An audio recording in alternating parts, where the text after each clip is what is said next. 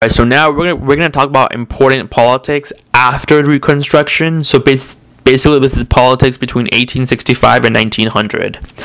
Ulysses S. Grant led the Union to victory and later led the nation as a president. He was a completely inexperienced president who had basically no experience at all, and he had many scandals during his term. That's pretty much all you need to know about Ulysses S. Grant. He wasn't that important. The election of 1876 was between Samuel J. Tilden and Rutherford B. Hayes. It was important because Tilden won the popular vote, but not the Electoral College. Remember, the same thing happened to Andrew Jackson earlier. The problem was resolved by the Hayes-Tilden Compromise, or the Compromise of 1877.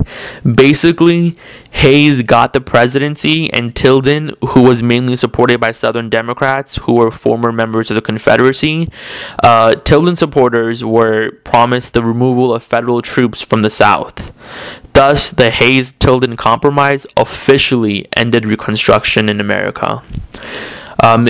So McKinley defeated William Jennings Bryan and won the presidency. And in 1898, the Spanish-American War happened. Cuba basically wanted independence from Spain, which America supported.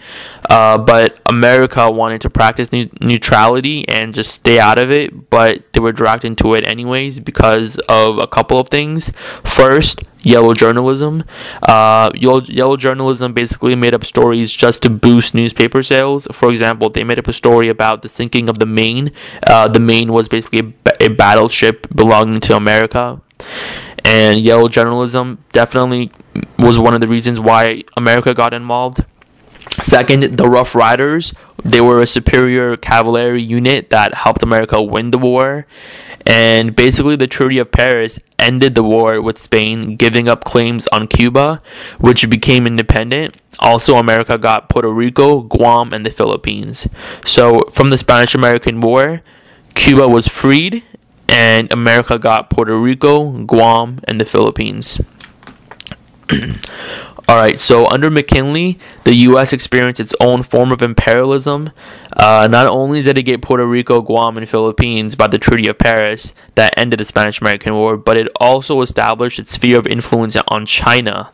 Now, at the time, the world's superpowers like Japan, Germany, Britain, Italy, and France, they all had spheres of influence on China, which basically meant there were basically these pockets of area that those nations could influence.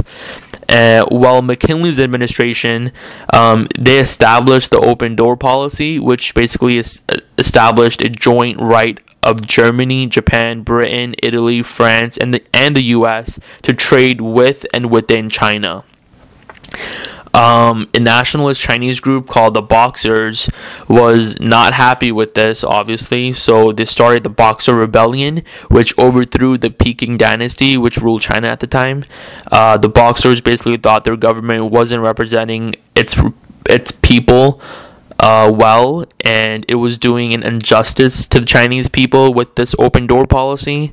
And the U.S. and other foreign countries involved in the open door policy came in and quickly thwarted the rebellion, restoring the rule of the Peking dynasty. Alright, so next we're going to go ahead and move on to the Progressive Era. Now, the Progressive Era is made up of Theodore Roosevelt, William Howard Taft, and Woodrow Wilson. The Progressive Era was basically a reaction against the corruption of the Gilded Age.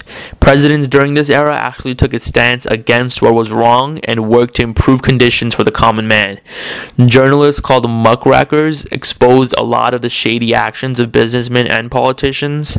For example, Ida B. Tarbell's History of the Standard Oil Company, published in 1904, exposed the monopolistic tactics of the oil corporation.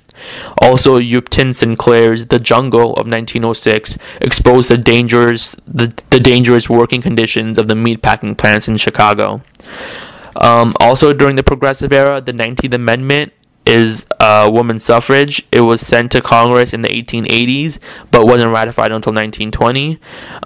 Susan B. Anthony and Elizabeth Cady Stanton were leaders of the women's suffrage movement, and many women worked in the factories during the Industrial Revolution for half as much of of salary as men. Basically, they weren't paid as much as men were.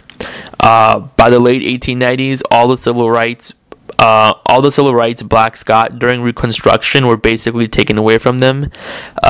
Plessy versus Ferguson ruled that separate but equal. Basically, it meant that segregation was legalized in society, which brought about the Jim Crow laws. And since so many rights for blacks were taken away, many groups like the National Association for the Advancement of Colored People, or otherwise known as the NAACP, and the National Urban League were created to fight for equality. However, people's opinion was divided on whether to be active or passive in their fight for equality. The best examples of this is Booker T. Washington and W.E.B. Du Bois. Basically, Booker T. Washington thought blacks should work to attain economic equality through hard work and not try to inflame the white majority. He basically thought once economic equality was achieved by blacks, social and political equality would naturally follow. He believed in a long and gradual path to equality. On the other hand, we had W.E.B. Du Bois, who thought blacks should be more aggressive in demanding their rights and in all the fields, including economic, political, social, etc. And he was also the creator of the NAACP, and he just wanted instant equality. He didn't want that long, gradual path like W.E.B. Du Bois did. Alright, so the next president in the progressive era was Teddy Roosevelt, aka the Trust Buster. He was the first president of the progressive era, actually, and unlike those of the Gilded Age, he actually enforced the Sherman Antitrust Act and the Interstate Commerce Act. He was also very influential in the Northern Securities case, which broke up all the railroad monopolies. Roosevelt was also involved in preserving the environment. He created a national park system to conserve nature's beauty and established the National Conservation Commission. Roosevelt's administration also passed the Pure Food and Drug Act of 1906 and the Meat Inspection Act of 1906 to basically increase sanitation standards in the food industry. And when it came to foreign affairs, Roosevelt's motto was "Speak softly but carry a big stick," which became to be known as his big stick diplomacy. Remember, the U.S. got a lot of new territories from the Spanish-American War, and it was under Roosevelt that the Panama Canal was built.